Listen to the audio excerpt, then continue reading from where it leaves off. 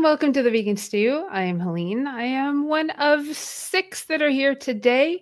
And guess what? We are now 7 stew crew people, women, who are going to enjoy some discourse and current events and like everything vegan. And we're going to let you know that we can have a conversation, potentially disagree, and show you that we're all love one another at the end of the hour that you are joining us. So let me say thank you to Terra Seed for being our sponsor this month. And I want to do a shout out to all the stew crews, everything that we do: Plant Powered Studios, Vegan Street, The Tilted Planet on YouTube, Total Body Lab, Vegan Pop Eats, and Did You Bring the Hummus podcast. Did I miss anybody? I don't think so. And I'm reading the bottom to make sure, but I think I got everybody. Oh, of course, Triangle Veg Fest Expos, and Virtual Veg Fest. You can enter our contest. You can go to virtualvegfest.com, click the little contest tab, and you can win prize packs that are really cool. It's October 27th. That means you have 4 days left to enter the October contest. And we really appreciate if you do that. And of course, if you go and watch this on YouTube or just go to YouTube, go to the Vegan Stew, click subscribe. We'd really appreciate it. The little bell also to get notified when we go live, which is Wednesdays at 7 p.m., except for the first Wednesday of the month. Why? Because we need a planning meeting and somebody else goes live on Wednesdays at 7 p.m. on a Virtual Veg Fest Live. So, topic today, veganism and COVID. Pretty excited about that.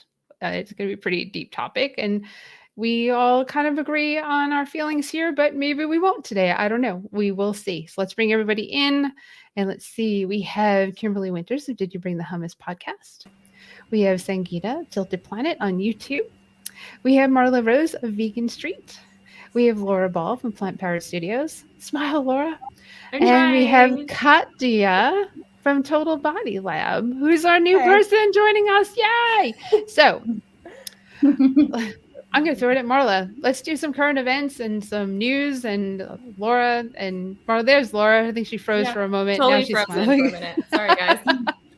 It's okay. So Marla, start us off with our current events and news, and Laura, you'll chime in as well.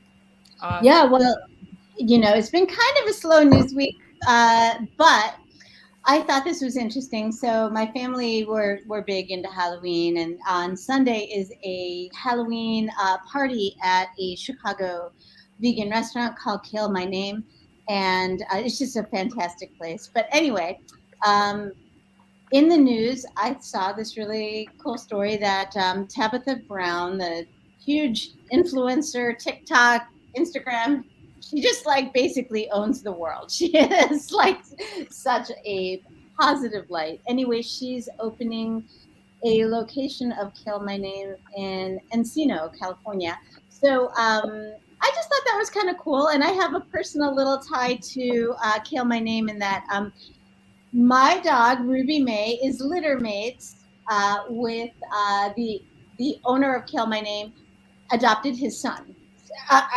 Adopted her brother. So it's complicated. But anyway, so we're all family. But I just thought that was kind of cool. And so if you're ever in Chicago or in Southern California and you want to check it out, definitely check that out. And the Kill My Name / Tabitha Brown collaboration. But anyway, that's my news for today. Awesome. So I have 3 things today. So the first one is my boy Will Byers on Stranger Things, also known as Noah Schnapp, has created a vegan Nutella, which he's bringing to market, which is going to be called TBH. What's cool about this that I appreciate is that it's palm oil free. Nice. And so a lot of things say they're vegan, but they're palm oil, and there's always that whole debate, well, is that vegan because of the palm oil, whole deal, which is unfortunate because it's literally in everything. Mm-hmm. So I thought that was really cool that he made sure that it was excluding that. So props to Noah. So that's my first topic. My second topic is Manchester United. Gorgeous men with man buns are now going to be wearing vegan football sneakers. So Paul Pogba has designed his very own vegan football boot. And he is partnering with Adidas and Stella McCartney on that, which is pretty exciting. So again, furthering our mission, that is very, very awesome news. My third topic for today is Abbott's Butcher just closed its funding, and a few of the investors were none other than Owen Wilson and Woody and Laura Harrelson, which I thought was very awesome. And I love that company because they were founded by Carrie Song, who's an animal activist, in 2017. So props to all of those people making a difference and furthering the veg economy. So one thing about Adidas, and this is not going to bode well for Adidas. Have you heard of the Kangaroo Movie? Yes, I saw that. Right? So Yeah. the Kangaroo Movie, Australia, they're awesome, absolutely awesome. I did a talk with them, which is interesting to do a talk with Australia because they were the next day in the morning and I was at night here. So they mentioned to me when I first started talking to them about Adidas, and that there are companies in this country, the United States, that are using kangaroo in their shoes. And we don't know that, but now you do because Adidas is one of those companies. Wow.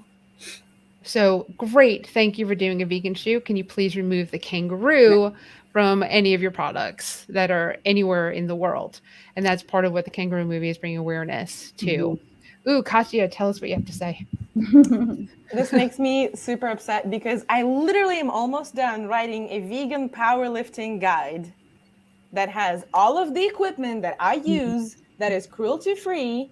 And one of the shoes is, guess what? It is Adidas. It is Adi Power 3. It is a very classic powerlifting shoe that's proven its, goodness throughout the years. And now there may be kangaroo in it. That's just amazing. And I don't know which shoes, but they do that. And what the Kangaroo Movie, the producers actually want us to do, which I haven't done because it was something like in the Plant-Based Network days that I wanted to really focus on, was to do a petition to send to Adidas to say stop. And there's other corporations here. I mean, it's a kangaroo. don't no, it's almost like as bad as like saying like the koala bear fur beat is here.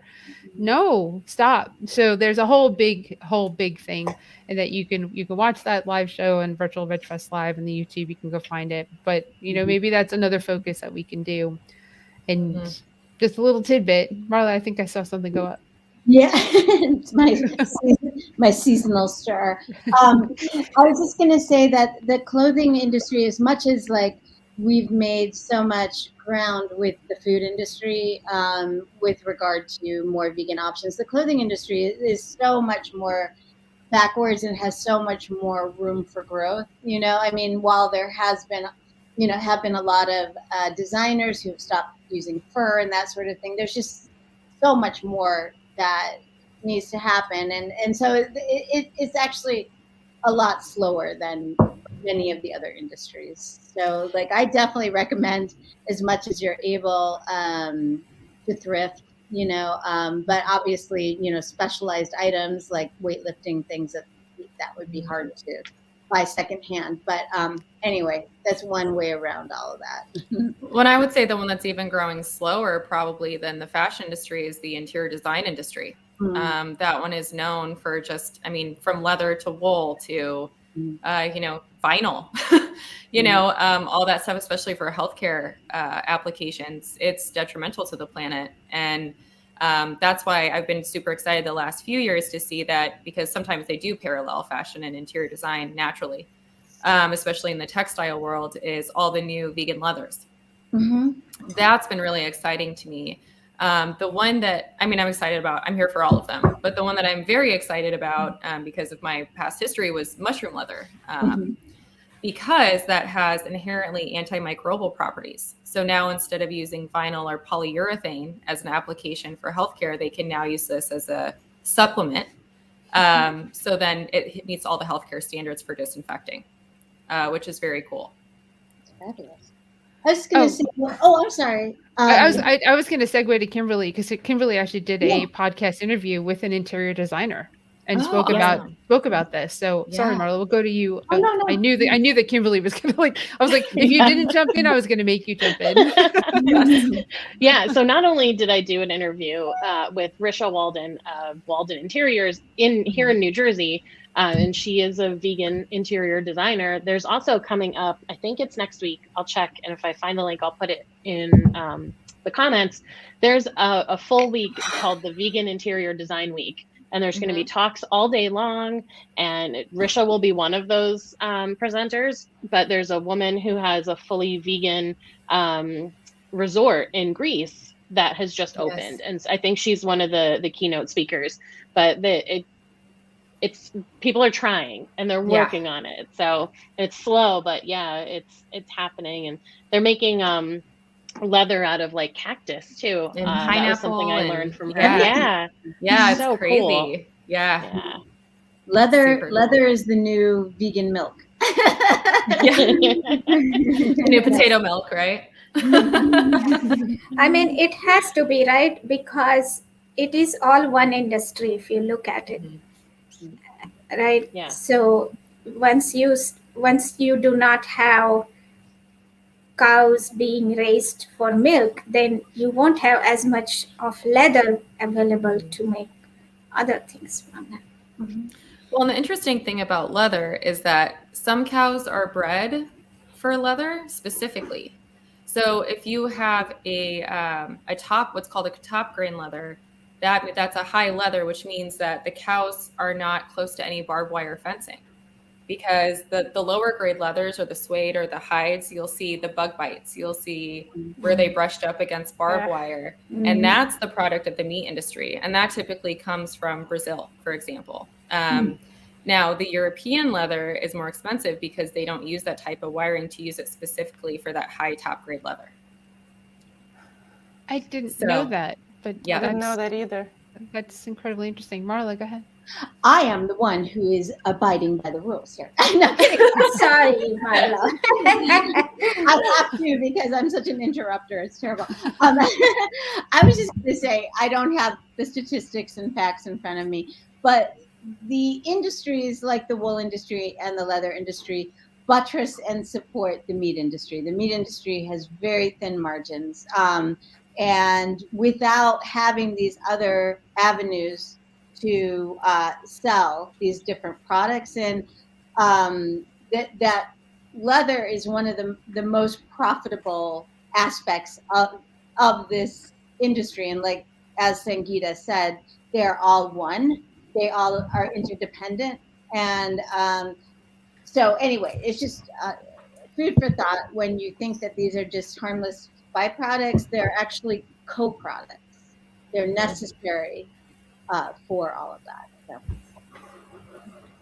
No, thank you. Ladies, do you have anything else you want to share for current events and news? Because I think we're going to take a lot of time on our topic tonight. I'm super excited about it. Okay, so we got Sangeeta and Katya. Sangeeta, go first. I don't have current events per se, but we have Diwali next week, and we don't have a show next week. So we celebrate Diwali in a very vegan way, and we have veganized most everything you would make in Diwali. Like a lot of snack is already vegan, like your chiwda, your chaklis, your shakarparas. A lot of them are already vegan. The things that are not used to be vegan have been all veganized. And to the viewers, I would recommend check out Vegan Richa.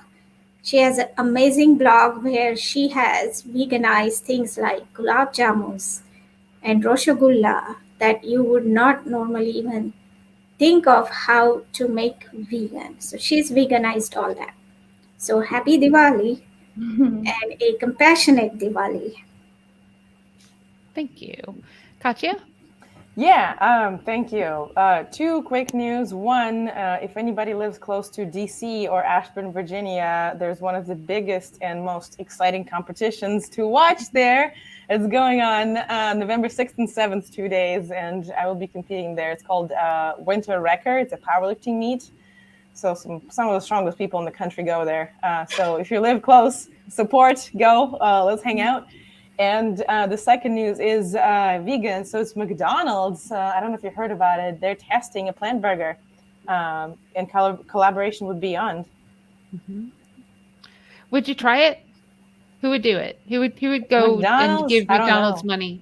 They're not gonna put it on the vegan bun with vegan cheese. It's like what is it? The breakfast place from Dunkin' Donuts. Dunkin' Donuts. Yeah, I was so excited when they introduced an Impossible, and I come back by the thing, and I'm like, oh, is it patty on the just make vegan a donut. bun? No, I don't care about any of that other shit. Make a donut. Marla's got her priorities. She's like, forget the vegan meat, just make a donut. Exactly. That's exactly what I thought. Yeah, I guess it's good if you're traveling and you need something like really fast, like that type of thing. To me, it just doesn't make business sense. Like that's what I can't eat it because of the gluten. I can't eat it because of the gluten, but to me, it frustrates me from a business perspective. It's just like, make a freaking vegan donut. It's not that hard. Mm-hmm. Well, not only that, I'm tired of all the fast food companies coming out with these vegan options, but they're not for vegans. Right. They're for people that aren't vegan, that are just like, oh, what the hell? I'll try one and see what the hype is about, or I'm going to replace that one meal. And I still love that people are doing that. I mean, it's all for the movement, the mission, the greater good, whatever you want to call it.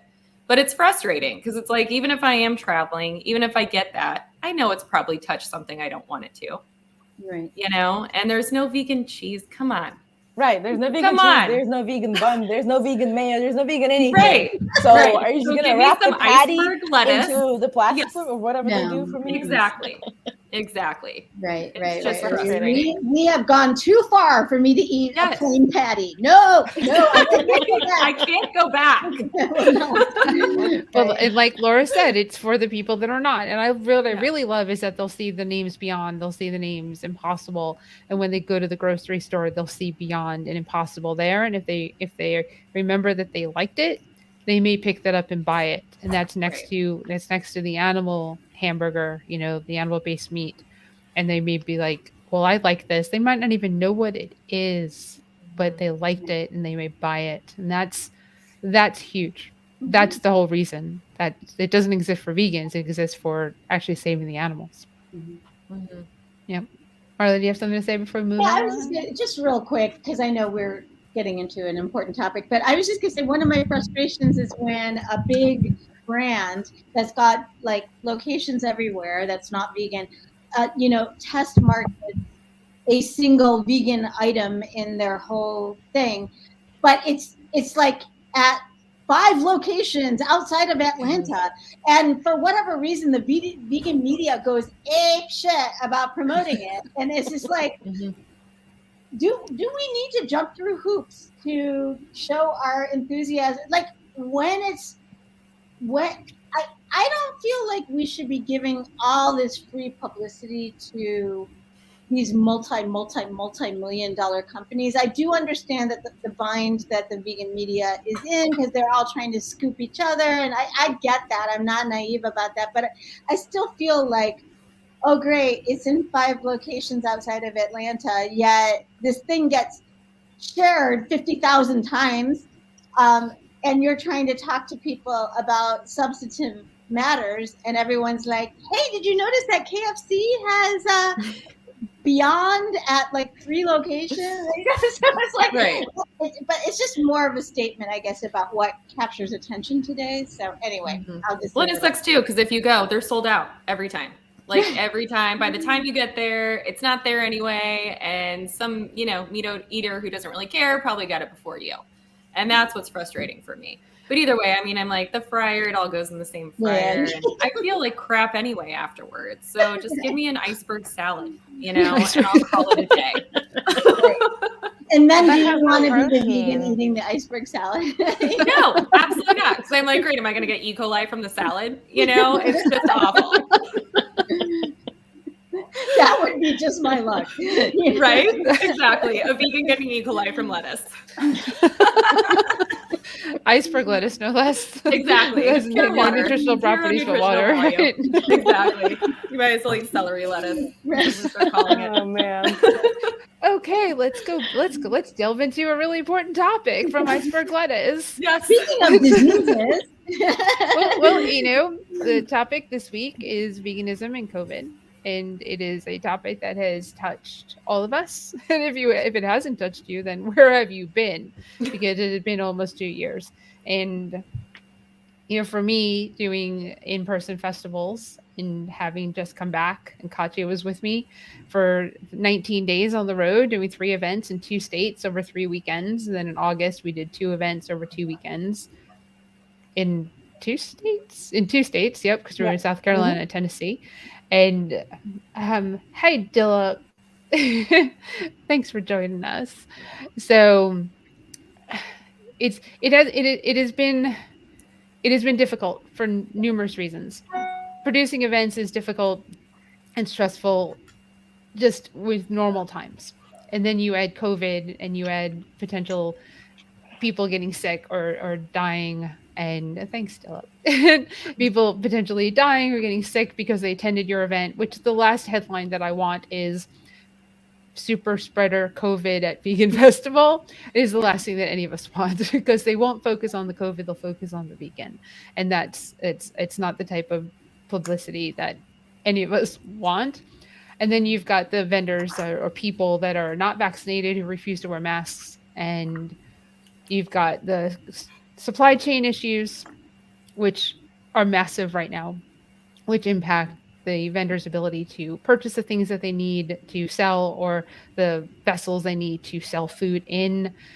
And then there's staffing issues, which were not impacted by people getting money from the government because of unemployment. That's not what the problem was. The problem is that, and that's a whole other show that we can talk about, employers not paying people well and not treating people well. So people aren't going back to those jobs. And I don't necessarily know if that's what it is for our vendors, if that's what it is, but there's staffing issues, especially in the food industry, which impacted food at the events as well. And I have been around, Katya too, we've been around thousands of people in the last month. And we get tested when we come home, and we tested negative.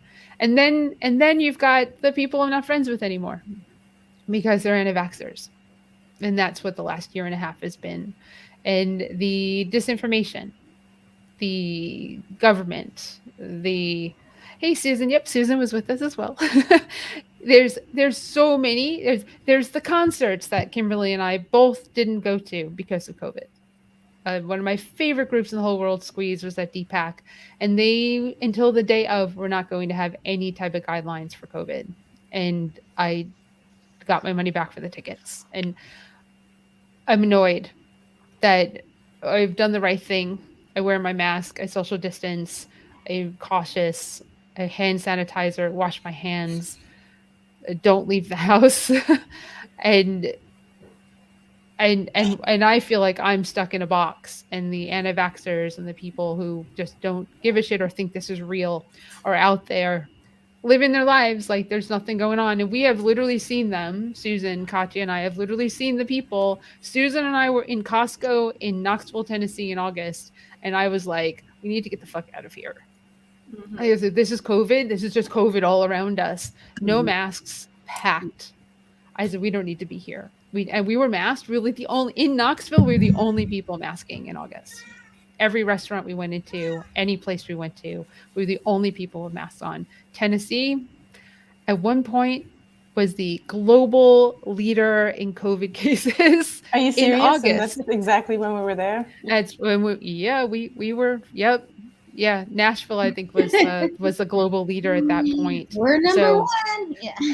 And, this touches home, and I can't wait to hear what all of you have to say and your feelings and that impact. And if you have questions or comments and you're watching us, please feel free to write them in the box, and we definitely address them.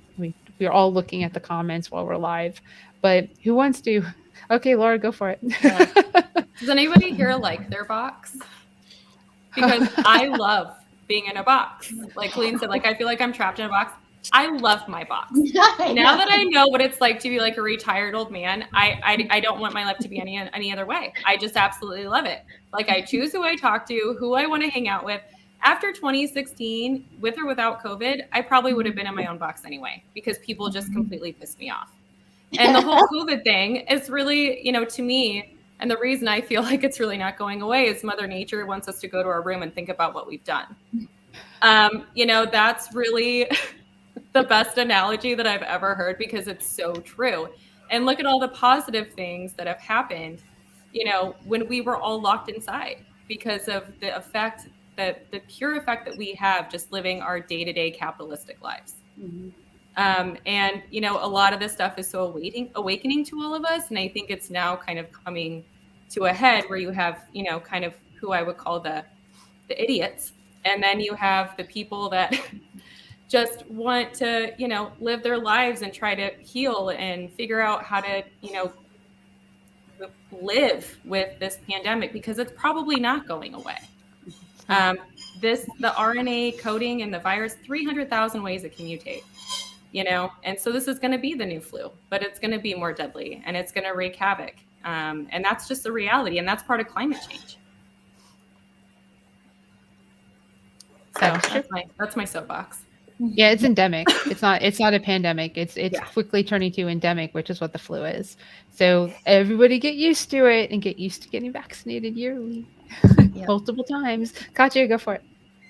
Yeah, so when you said that at some point when we were in Tennessee and Tennessee was a global leader, I just tried to pull up the death toll in Russia, and I can't find the right information. I mean, it's like whatever the government says versus whether the Western media says that they think is right versus what is actually right. I mean, I don't know. I'm going to stop looking at my phone. But when I was there in the summer, the COVID started climbing up again, and I was freaking out. And nobody around me, I mean, life was normal. Like, when did I land there? I landed there May 26th, 28th of this year. And you remember how life was here in May, right? Mm-hmm. This was the first week that I think the mask mandate, sorry, I'm thinking Russian words in my head, making mistakes. That was the first or second week that the mask mandate was taken off. And we were like, oh, I can be in public and I don't have to have a thing over my face. And I land in Russia, and it seemed like COVID has never, ever happened. Mm-hmm. The only place that people wore masks was the subway, and subway was packed. I mean, I did the normal thing is when you come to a restaurant, I would mask up until we sit at the table, and my girlfriends were like, nobody's masked anyways. Why do you do this? And I'm like, because half of you are unvaccinated, and probably the majority of the people here are too. And like, it's just etiquette, walking to the table. Anyways, explaining how we do things here to my friends and acquaintances got really frustrating. And at one point, I was just like, screw it. I guess I'm vaccinated, but people are looking at me like I'm some sort of an alien if I wear a mask inside, probably outside of my closest friends. So I guess I got really frustrated, stayed home with my parents, got as much as possible, got tested 3 times and flew back. Oh, and you know what? Another really crazy thing. The US, everybody was required to have a 3-day test before you board, right? Mm-hmm. Has anybody traveled during COVID? Raise your thing. I'm curious. How many of you traveled? 1. Wow. That's it? Okay, we got 1 outside of country traveler. My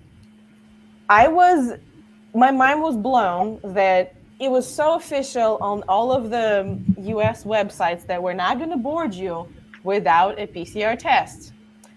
People were standing with their PCR tests in hand in Amsterdam when I was having a layover.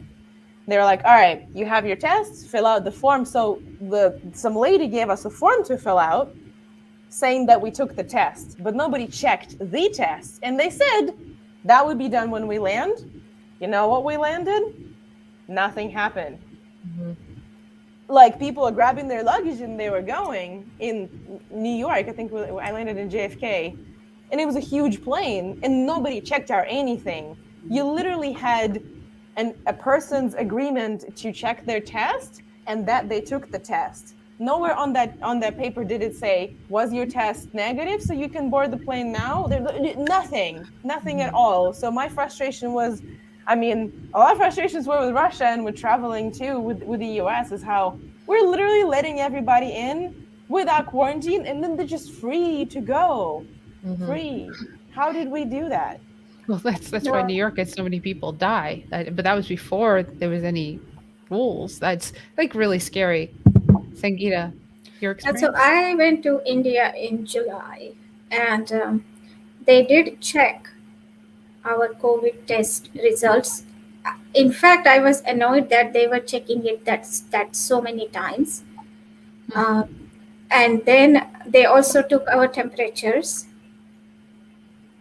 So they did that when I went to India. But to what Katya said, I have a friend from Belarus also, and she was saying that it's the same thing over there. Nobody wears masks. Nobody, and there in that part there is even more vaccine hesitancy because people do not trust their government, and they have really good reasons to not trust the governments. Yep. I agree. Marla? There's so many things I have to say, but I want to keep it really concise. Well, one point I just want to make right away is, I heard a story on NPR the other day about Johnson & Johnson. I'll just try to keep it really short, but basically the baby powder that they sold to many generations of people for many, many years is the subject of a class action lawsuit because it had asbestos in it. So they basically started another, like almost like a shell company that in Texas, so that all of the suit money could come from that rather than Johnson & Johnson, and they could claim that they have no more money legitimately because of Texas's lax laws. And we know about the pharmaceutical industry and the cruelty to, say, Black people throughout many years, and the government's working with that. My point is not to slam the pharmaceutical industry, but to say that they are factoring, they have a responsibility for the distrust that people have, that some people have. Some people are just out of their minds. Let's just face that. But there is a basis in not trusting the pharmaceutical industry because of things like that. So I just want to say that, from the beginning, they're not innocent little, sweet little, angels.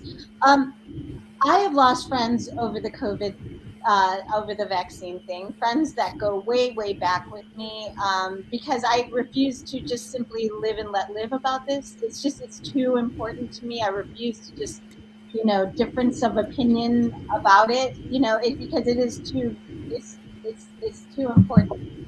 The last thing I want to say is, like, how can people hear these stories about nurses crying, desperately exhausted, just clinging to their last hopes, and be indifferent to it? And I don't know, obviously not everyone follows the same media as each other, but how can you hear that? How can you hear about the ERs overcrowded now with not just COVID people, but with people who did not get the critical care that they needed over this time because they were afraid to go into hospitals? So now have serious cases of cancer, and they're on gurneys in hospital hallways because there is no room. So it's just, that is part of the anti-vaxxers needing to own in what they've done. And the last thing I just want to say really quick is I saw a video last night, this woman who's 47 years old, 5 children, single mother, a TikTok compilation of her and her anti-vax commentaries from the beginning when she first started showing symptoms to the end when she's intubated. And her last dying breaths are all railing against the vaccine. And literally, last breaths on her deathbed, she died. I don't know how people can see that. I know a lot of people just turn it into, oh, that's a conspiracy, it's fake news. I think at this stage, if somebody is still promoting anti-vax rhetoric, they're too far gone, and we just have to focus on those we can reach. So anyway, that's all I can say about it. Sangeeta? Yeah, my thought about that is that this whole COVID thing, it is come because we have too much of population, and that population has somehow to go down. And so I guess I don't know what to think of it other than, well, our population has to go down, and therefore there are going to be these people. I know that they should know better, but they just don't get it because for whatever reason they are supposed to die that way. It is unfortunate, but and I've seen cases, and I have heard cases of people just refusing to have that fear of COVID. And if you do not have fear, then you're going to put yourself, if you do not have a healthy fear of something that's going to kill you, then you're going to die. And I've seen that even before there was vaccine. And that's my theory, that some people are just going to die because they are not capable of having that fear.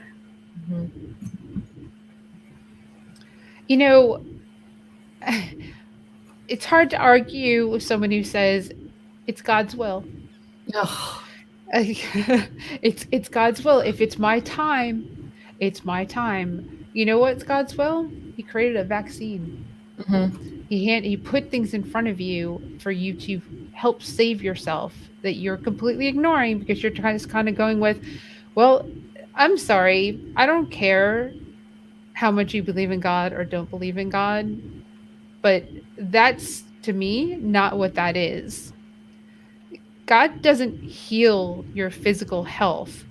You make the choices to heal your physical health by your choices and what you do in life that are put in front of you in whatever path that you're on with whatever you believe. And if you believe in God, then you need to pay attention to the signs. And one of those signs is deadly pandemic, deadly virus. How do I offset this? You've been given masks. You've been given vaccinations. You've been given social distancing, hand sanitizer, soap. You've been given like all these things. Let me see what Philip is saying.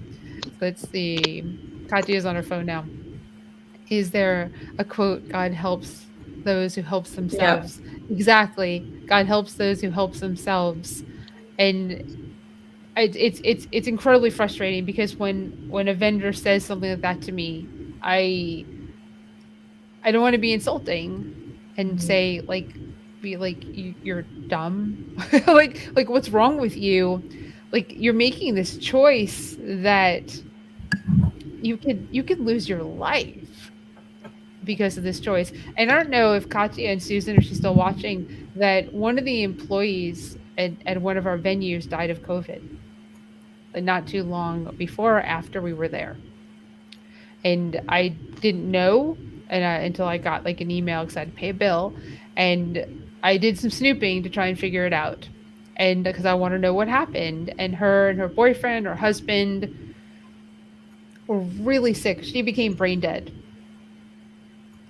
Probably, I'm making the assumption they weren't vaccinated. And there was a lot of, in the group that was created for them, that was obviously for support to help them get through it. There was a lot of God this and God that. And I understand, I believe in God, but I don't believe in that. And I live with someone who doesn't believe. So Kimberly, go ahead. I'd like to know, especially with those who are kind of using God and all that to explain why they don't need to get vaccinated, why they're not afraid, is that if you read all the books that talk about what God had to say, it seemed like everyone is God's children, not just them. So then why are we not worried about the collective? Why are they not worried about the people that they're going to get sick when they don't get vaccinated and they're just out living life like there's nothing happening? Why is there not a concern that way? And why do they get to decide that they get to spread this to people who are trying to be careful and who are trying to consider the greater good? I was telling Helene before we logged in that, you know, I was supposed to go to a concert. My husband and I have not been out at an event since like January of 2020, and maybe even before that. And it's our favorite band there, and the lead singer is vegan. He's so cool. But we didn't go. Last minute we decided not to go because Pennsylvania doesn't have any restrictions. You don't have to be vaccinated or show a test, which I think is bullshit, but whatever. And the place was packed. And so not only were we considering, and we are both vaccinated, not only were we considering like we don't want to get sick and be in that environment, but also like if we did get sick, like what if one of us winds up in the hospital and we're taking up a space that someone who has a medical condition that could be treated or cured, or they could be healed by taking that bed instead of us. And you know, last June my dad had a heart attack and he had to go into a hospital, and we were scared, and he had to be alone. No one could go see him, and like we didn't know what was happening, and we didn't know if he was going to get COVID and wind up not with us anymore. And thankfully he is, and you know, he recovered and everything. But the idea that it's like this is my right and it's my body, like fuck off. This is about all of us. Seriously. That's it. And can I just say, this is what women have been saying for how long? And now all of a sudden the sheeple are coming out of the woodwork, you know? Oh, it's my body, my choice. Well, welcome to the club, sweetheart.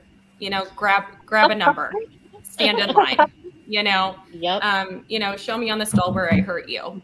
I'm going to just jump in and say that none of these people are pro-choice to begin with. So anyway, I'll jump out now. Absolutely. Yeah. That's what's so ironic. And that's what drives me nuts is the majority of these people, I always joke, with George Bush, that every child was left behind. And that's why we are so dumb as a population now, is it had a lot to do with our educational system and how much our education actually has declined. And we're supposed to be this all-powerful country, but we're a country full of idiots. I mean, and this is Exhibit A, right? And, there's all free power, free will. You have your rights, whatever. I'm fine with that. Obama's not going to take your guns. Michelle Obama can show her shoulders. That's what drives me nuts, is it's only a problem when it's a problem for them. And that's what drives me insane. And to the whole God, goddess, whatever you freaking believe in, one thing's consistent: love your neighbor. Take care of each other, because we are all on the same team. We're all part of humanity. It doesn't matter where you live, your race, your gender.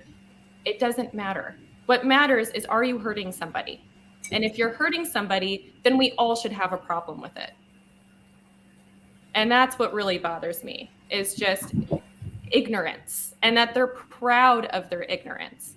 And, in 2016, I was like, great. I weeded everybody out because I'm a Bernie supporter, right? So everybody's going to be out. And by the time COVID came around, I was so amazed to see how many vegans were anti-vax. That's what really got me, because we're supposed to be pro-life, right? We cherish life, yet you don't want to save that? That's just crazy to me. Yeah, some of them overemphasize on use of animals in testing. I mean, I get that, but there are many medications that I have to take, and they were also tested on animals. So they are life-saving though. So we have to get to a future state where we are not testing on the animals. That is for sure. But in today's world, you unfortunately cannot avoid that 100%. Exactly. Katya? Yeah, thank you. Can you hear me fine? Mhm. Oh, sorry about that. So yeah, in this country, it's interesting how anti-vax like crowd is very different from like other countries. Because in Russia, I guess people are overall relatively educated, but even like the more like liberal and educated crowds sometimes will believe in total snake oil. And it's very interesting how that just kind of coexists in one person, and that is the majority of the country. Um, so to me, I don't really get how maybe it's from non-trust into the government and the anecdotal experience um, of some success, and then people believe like, oh, okay, because they share stories. Pretty much almost every single anti-vax friend of mine back home, they would be like, well, I could get vaccinated, but a friend of mine got one. And they ended up in intensive care. And then another friend of mine, actually, she was a nurse, so she had to take a vaccine. You know what? 2 days later, she got COVID and died. So, like, people would just share stuff like that. And I guess a lot of them want to take a vaccine, for example, but they want to have options. There's no options back home right now. The only vaccines that are available, I think, are like 5 Russian ones and 1 Chinese. And now we're in lockdown again, or they are in lockdown in the States. Yeah. Wow. But now they're in lockdown, but the lockdown is called a non-working week. And that's how the government is evading giving people monetary or any kind of support, because they call it, I think last year they called it extended holidays, when there was like the 1st of May, the Labor Day, global Communist Soviet Labor Day. So they celebrated that for 10 days straight. That was a little vacation. Now we have non-working days, which means that hits a small business the most, because there's no support. We're supposed to pay people salary, but people can't go to work. So people sit at home. And who's supposed to pay them salary? The businesses that do not have employees that need to come and work. And like, you just literally are destroying the economy by destroying the small business. And I don't know what the out from that, because nobody believes anybody, and government comes up with these interesting, very surprising measures. Almost every time we have to have a lockdown. Marla? Yeah, I was just going to say a few things. One is, just as we're learning more and more, we've known for years, but learning more and more how influential algorithms are in our bubbles, and just that clicking on certain kinds of articles rather than other articles, or liking certain groups rather than other groups, you're going to start to see that more and more and more in your feed, and on social media, on Facebook in particular. And that the more that happens, the more entrenched your attitudes get, and the more confused you get about actual reality. And I think that the fact is that we are, on the left, as susceptible to that kind of algorithm echo chamber as anyone, but the fact is that we're following actual scientific known fact. But the other thing I was going to mention is just with the aspect of animal testing, I'm sure everyone here has worked, donated, signed petitions, tried to educate about the cruelty of vivisection, animal testing in laboratories. The fact is that this has existed long before any of us did. We're trying to support organizations that are trying to make that obsolete. It's not the most functional. It's not the most productive. It's not the most reliable way of testing.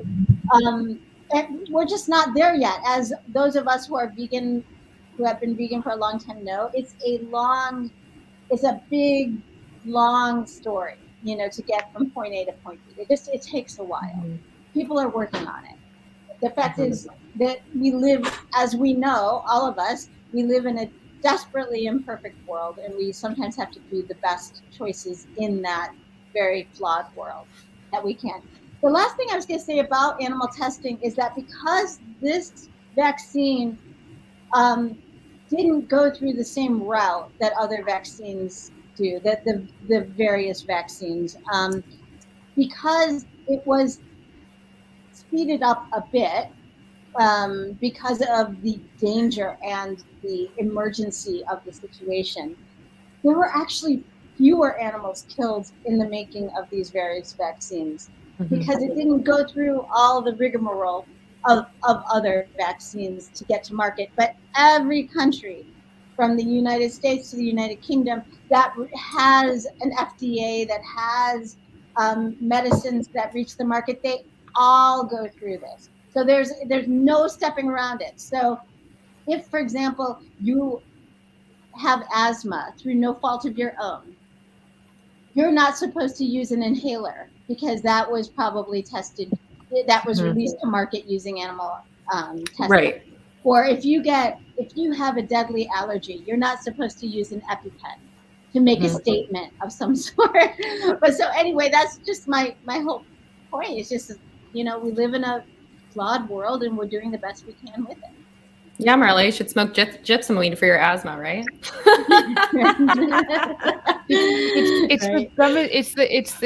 To me, it's the dumbest argument on the planet, because if you tell me that you get cancer or you break your leg or you get an emergency car accident and you go to the hospital, that you're going to be conscious enough to say, no morphine, no chemo, no cast, so I can heal, no surgery and no anesthesia when you do the surgery because I'm vegan. Look, it says it, I'm vegan, right? No, don't do that. That's not what veganism is. And this is something when Marla and I went live, we talked about. It's doing the best that you can in this imperfect world. And we have to make choices. Like if I get a slight headache, do I run to the Tylenol? No. But if my head is pounding, yes. Because I can't function if I don't get rid of the headache. And then what good am I to everything else? Plus, we don't live in a vegan world. So do you drive a car? Do you buy groceries? How do they get to the store? By plane, by train, by bus, by truck. They're not vegan. And they're not going to be. So unless you grow your own food and you shop in a 100% vegan store that's run by 100% vegans in your local community, where you walk to that store, right, it's incredibly privileged, that none of us do unless you're off the grid, and then you're not watching this anyway, right? It's not possible. So you do the best that you can in this world. And when it comes to the vaccines, best that you can do as a vegan person or any human being is to take care of the other people, especially the ones like the children who can't get vaccinated right now and the people who cannot get the vaccine because of their immunocompromised system or they're allergic. I'm not immune to measles. So this directly impacts me when the anti-vaxxers say I'm not going to go get an MMR. Measles is back. And I'm not immune to measles. I need you all to be vaccinated so that your herd immunity makes it so that I don't get measles. It didn't take. I've had the MMR multiple times. I'm not going to do it again because it didn't take. But I need all of you to do it. I need all of you to get vaccinated for COVID because I want the people that I love who can't get it to not get it and die. I don't want the people that I know who can get it, who are immunocompromised, to get seriously ill and die. I don't want the people who already know who are long haulers. I don't want anybody else to become one because it sucks. It's horrible. There's brain issues, there's heart issues, there's stroke issues, there's just lung issues. And nobody knows why, and nobody knows for how long. And we get to learn that with them. And we can do something about it, is where my frustration is. As vegans, we should know better. Every single day we do to save the planet, the animals, and our health. And you're not doing it by not getting vaccinated. Because what good are we if we're not alive? What difference do we make? Sangeeta? Yeah, so I want to say something that Marla also touched upon is that, yes, the process was expedited. And this argument that there has not been enough research in approving the vaccine even may be true. But you know what? We don't decide that. It's COVID that's deciding this. COVID's not gonna slow down because so that we may have enough time to research this. There are people who are dying right now. There are people who are, as Helene said, the long haulers. And in order to minimize the impact, we have to understand that we are in this situation where there is no good option. And I understand you may not want to get vaccine, but then wear a mask and maintain social distance. But you can't say that I'm not going to do either of that. I think that just, when there are so many options, you would not follow either one of them. That's very problematic, actually. That's 100% true. I mean, wear a mask if you're not going to get vaccinated. And just so you know, the vaccines appear to be expedited, but you do realize that they were working on a vaccine for coronavirus for numerous years prior to this. It was already being made. And what they did is COVID came and they went, we're already working on this. This can work for this. Let's see if it applies. And guess what? It does. Yes, So exactly. push it to the emergency approval and get into people's arms. And there are people like me who did studies where I'm in a COVID testing study right now. And we are part of about 25, 30,000 people in this country who got the Novavax vaccine, which none of you have. And we're really testing it by being around so many people. But it's also strange because I don't have in me what you have in you. And I actually believe, Stephen and I believe, that what we have is better than what you have. Because the study is kind of showing that to us, but you can't get it yet. But we also can't fly to Europe because it's not recognized. So we're kind of in this little quandrum at the moment. But the vaccine that all of you got, whether it's J&J, Moderna, or Pfizer, had people like me who put it into their bodies a year plus ahead of you getting it, 6 months to a year. And they walked around and they went around people and they tested it so that you could get it. And they didn't drop dead. Those 30, 50 something thousand people for each study. And they're doing it right now for the booster shots as well. There are kids doing it right now to make sure it's safe for your children to get the vaccine at all. It's happening amongst you, and you have to recognize that it's not 100%. Neither is birth control. Nothing is 100%. However, I'll take 90, 95% and wear a mask and social distance and be smart. That 10% difference is in my behavior that can eliminate or lessen the possibility. Being vegan doesn't eliminate the possibility of getting cancer, heart disease, strokes, diabetes, and high cholesterol, but it mitigates it. And that's part of the reason why we do what we do, is because who wants to lessen their chances of getting those diseases? I do. Okay, follow a whole food plant-based vegan diet. It makes a difference. Thank you, Helene, for being in the COVID research. And I also know some brave people back in India when I was growing up. They participated in a leprosy vaccine. I mean, imagine if it failed, they would have gotten leprosy. Can you imagine that? But they did for the benefit of the humanity, and it worked. That's why, I was willing to do it for the money, just so you know, but Steven's science-minded, so he looked at it and he wasn't willing to do it for the money. I was like, look, we can get this much money and we can get vaccinated before everybody else. That was my main thing, is I wanted to be vaccinated before I could potentially be vaccinated. And he was like, I need to look at the science. And obviously it was good because he said, okay, let's do it. Because there was no convincing him if the science didn't make sense. And it is the plant-based vaccine. There's a plant-based element to it, which is Novavax. And they just need But to all kind of of get their them, shit together. all of Go them ahead. have to be tested on animals before Right. even the Novavax. Yep. Oh yeah. I'm not saying that. So is so we can one day we'll touch on Beyond Meat. That was too. So, but we all eat it. So I mean, but we don't eat gelatin. So I mean, Are you that's an talking about interesting Impossible? conversation. Impossible. Oh, Right? Impossible, not Beyond. Yeah, Impossible. Sorry, take it back. Impossible, but we all eat it. So Next week's sponsor. there's some trigger words for you right there. So anyone else have anything to say? I just wanted to say really quick that all this started from eating a bat. So I just want to point that out, considering this is a vegan talk show. Yep. Quit eating animals, and stuff like this has a greater chance of not happening.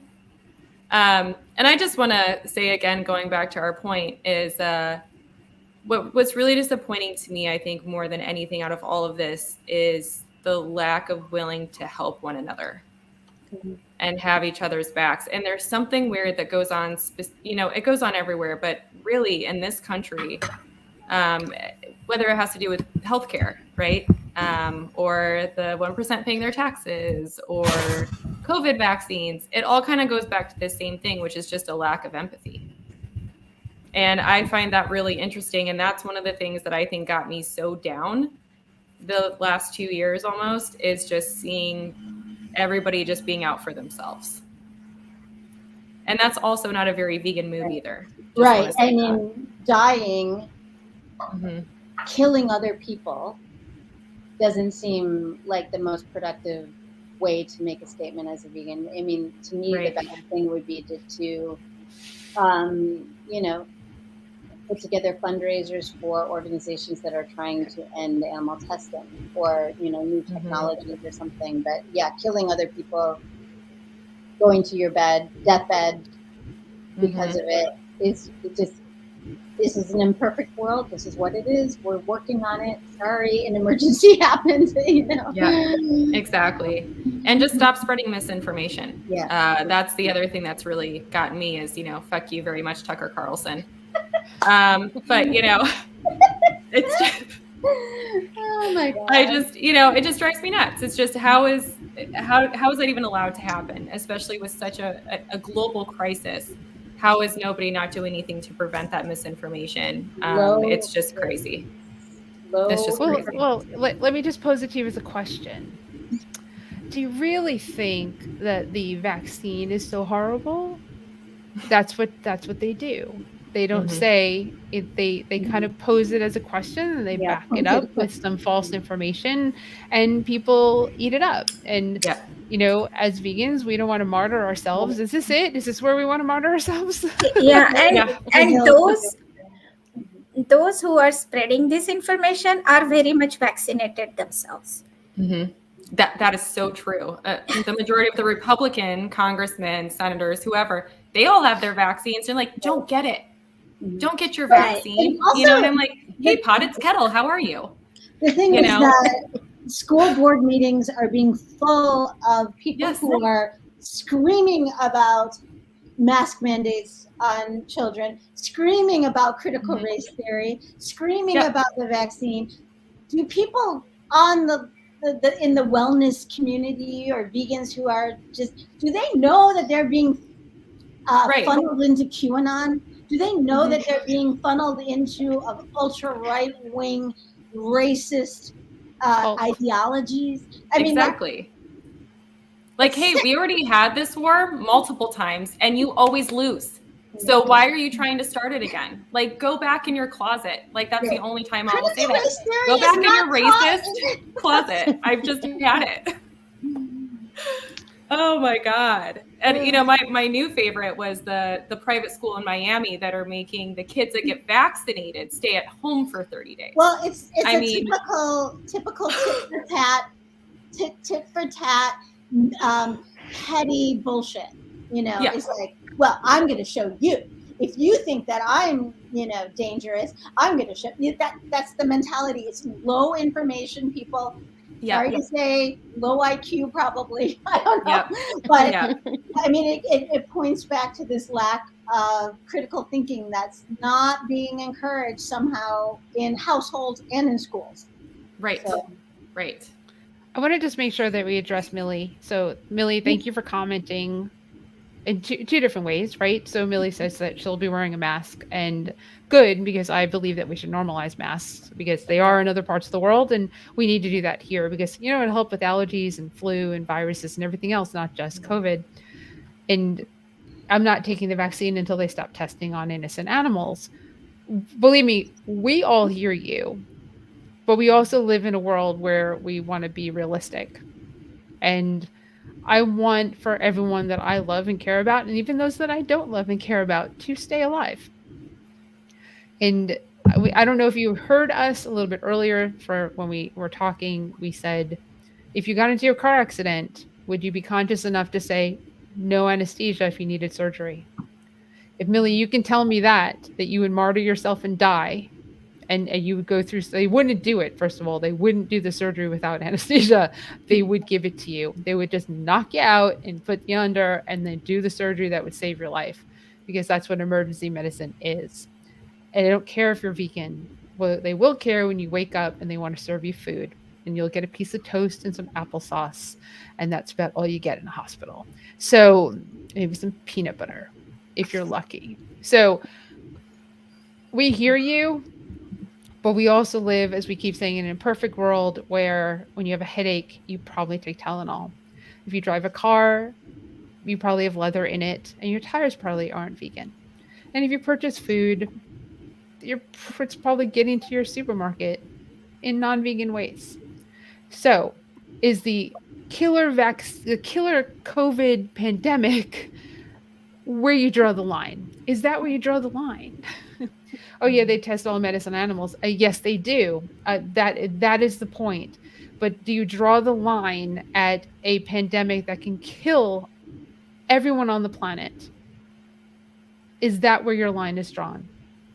So that's our question to you. That's the point. That's the point we are making, right? Right. So please get vaccinated, because this isn't the hill to die on. There are other hills that you may or may not want to die on. This one is not just, you probably won't be the one to die, but it's probably going to be someone that you spoke to or breathed on or coughed on or whatever. And it's agonizing. It's, if you've seen any of the last videos of people as they're near the end, it is an agonizing, it's a horrible way to die. Yeah. And every time they say, I wish I would have gotten vaccinated. Right. Every and time. younger and younger people are Yep. getting it without pre-existing conditions. Katya? Thank you. Yeah, I just want to point out like a weird discrepancy. I'm really curious what Sangeeta has to say about the Indian government vaccination versus not. Did not know that here all congressmen are vaccinated, even the ones who are advocating for not. Because in Russia, what happened was all of the government authorities were like, people would ask them, right? The reporters would ask them, hey, so which vaccine did you get? Did you get one? And they would say, oh, I'm too old to get it, or oh, they haven't tested enough yet. So obviously all the people went, duh, they're not getting it. I'm not getting it. I'll wait until the president gets it. And the president got it pretty late. Still not under cameras, so still people don't know which vaccine he got and if he got it, but he said he got a Sputnik V. He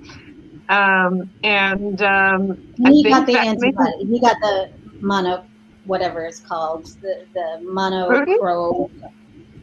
Oh, good, because he got COVID, right? Didn't Putin get COVID? Oh, I think so. I don't stay so in touch with the news. Something tells me that if he got COVID, they probably wouldn't tell that to the media. But anyways, maybe, I don't know. It's really weird how, like in Russia, the government was really skeptical about the vaccine, which got people skeptical, and most of them probably still not vaccinated. And here it's not like that. Sangeeta, how is it in India? Yeah, so in India, the vaccine hesitancy is not as bad. Their issue really is the population and they are lucky that they can manufacture their own vaccine. Otherwise, they would have been in a real bad shape. I mean, who otherwise could manufacture 2 billion doses of vaccine for Indian people? But they got lucky because, and also one more thing is that because they have eradicated polio recently with vaccination, and they have an infrastructure to vaccinate people even in the remote part of India, and that is why they are making good strides in controlling the number. That India is doing better. I mean, they will get a third wave is predicted, but it will not be as bad as it was. The first wave in January started, and it started in the Delta variant, they say, started in my hometown. And I believe that because everyone I knew, I mean, there was not a single person I knew who was not affected in certain way. Either their family had it, or they had it, or they lost a family member, or they were hospitalized, including myself. My brother was hospitalized with COVID. So they have seen the worst of it. But then again, we are human beings with very short memory. And so when I went to India in July, people had forgotten already. Hardly anyone was wearing mask. I went to a wedding. No one was wearing mask besides me. And that's the thing. But the vaccine hesitancy, luckily, is not bad. And the politicians, there is not this division in India. They are behind the science, even the ruling party and the opposition. I think that is the key. Yeah, I agree. Yeah, they're not divided on that issue. Everyone is promoting vaccine. They're getting vaccines. And there is no doubt that, this is because the Modi government, he's the popular leader right now, and the opposition is not capitalizing that he developed the vaccine, or he didn't develop the vaccine anyways. But I think that's a good thing that there is not a political division on that part. But there is still a small percentage of people who are hesitant, and that's going to be there anywhere. Yeah. That's why the herd immunity, which we won't get to, but that's why that is so important. Right. Is that You believe we're going to get to it? No, I don't believe we will. Okay. No, we won't. We will not in this kind. I don't know if anywhere in the world will. Very few places, if they do, and they're just. It's not going to go away. And an even bigger issue is making sure the whole world is vaccinated, which isn't so easy because you have to get the vaccine to different countries, the smaller countries, the poorer countries. You have to then get the people educated enough to want to get the jab, and then there are multiple more jabs. And, here's a scary thing that happened today. If you are, I just said this to, if you're immunocompromised, I said that to someone who is today. If you're immunocompromised, they've determined that you need 4 shots, which just plays right back into the anti-vaxxers. It's never going to end. You're going to have to keep getting jabs. Well, they've learned that the third for people who are immunocompromised or is like just your normal, and then the fourth is actually your booster. And that'll make it so they're less at risk of dying, even though they're vaccinated, because of their immunocompromised systems. We're supposed to care, right? We're supposed to care about people who live amongst us who have immunocompromised systems, right? That and make sure that they don't get sick because of our own actions. Yeah, I think that that short memories we have. I mean, what if we didn't have vaccines? And what if we had not eradicated things like polio? What kind of a world would we be living in right now? I have friends who had polio when I was growing up. I had friends, but now we don't see that kind of things because in India it has been eradicated now. My nieces probably do not know anyone who had polio. So I don't understand how you could possibly not believe in vaccine. The only reason could be the success of vaccine is what is causing people to not believe in it, because they have forgotten about these diseases. Like, you mean all the things that we're vaccinated for to go to school, right? Yeah.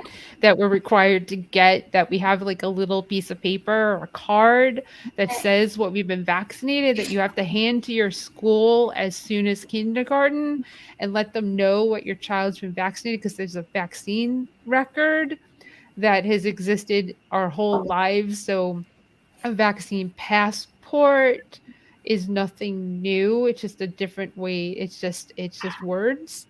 And we already do this. Like, there's nothing new here. It's just there's just another vaccine being tallied on the Again, my dog needs vaccine to play with another dog. right. So come on. To get her nails clipped, she needs a vaccine. I mean, this is not, I mean, it's not rocket science. You're just being an asshole. Gotcha. Oh God, that's the name of your next podcast, Laura. Oh my God. That's awesome. Yeah. Oh, Jay Law. So Jay, that is political. I hear it at work every day with non-vaccinated patients. That's a whole other few hours. If we go into the politics, we touched on it, but go ahead, Katya. I just have a question about anti-vaxxers. With the vaccines for polio and other things, do you guys know, have you done any research, or whereas there was an anti-vax movement, how did those people behave, or did everybody just kind of get a vaccine and went about their day, and without social media there was less drama and less politicizing of the science?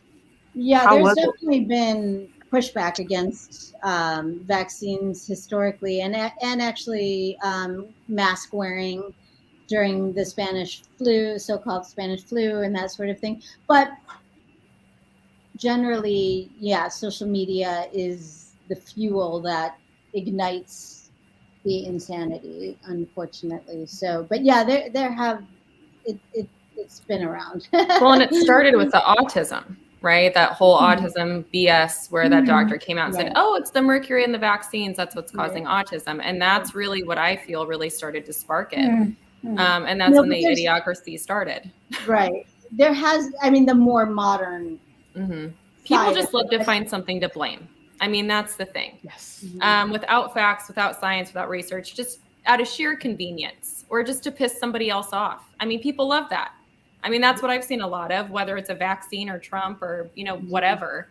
That's the thing, is they just want to get their 10 minutes. Yeah. That's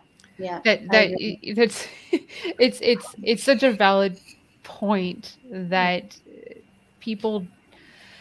So just to touch on that autism and vaccines, just so people know, like at the time where children are getting vaccinated is about the same time when autism starts to show. Right. It's not correlated. It's timing. It just happens to be like they start recognizing the signs and symptoms of autism in children when you go to the doctor to get vaccinated. Because the doctor looks at your child and sees, you know, maybe they're not as verbal. Maybe they're not verbal at all. But it's not the vaccine. Right. It's your genes. And I hate to tell you this, but some people just shouldn't have kids because your genetics are being passed on to these kids and you're fucking them up. And that's just, you know.